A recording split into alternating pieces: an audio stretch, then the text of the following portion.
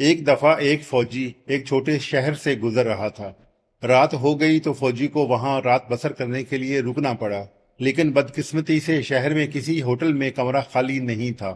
تلاش کرتے کرتے شہر کے آخری ہوٹل پہنچا تو مینیجر کی منتیں کرنے لگا کہ میرے لیے ایک کمرہ تلاش کرو، چاہے ایک بیڈ ہی کیوں نہ ہو۔ مینیجر بولا، میرے پاس ایک ڈبل بیڈ ہے، لیکن اس میں ایک آدمی پہلے سے رہ رہا ہے اور وہ نیوی سے ہے، اور ہو سکتا ہے کہ وہ روم شیئر کرنے پر آمادہ ہو جائے۔ لیکن ایک مشکل ہے کہ وہ خراٹے اتنے زور سے لیتا ہے کہ آس پاس والے کمروں میں ٹھہرے مہمان اس کی شکایت کرتے رہتے ہیں۔ اب مجھے نہیں پتا کہ یہ سب آپ کے لیے قابل قبول ہے یا نہیں۔ تھکاوٹ سے چور فوجی نے مینیجر سے کہا، کوئی مسئلہ نہیں ہے، مجھے قبول ہے اس روم میں ٹھہرنا۔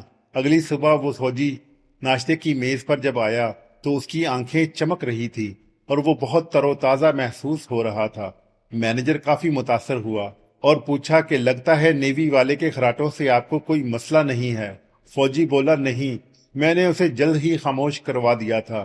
مینیجر نے پوچھا، کیسے؟ فوجی، جب میں کمرے میں داخل ہوا تو وہ بستر پر سو رہا تھا اور زور زور سے خراٹے لے رہا تھا۔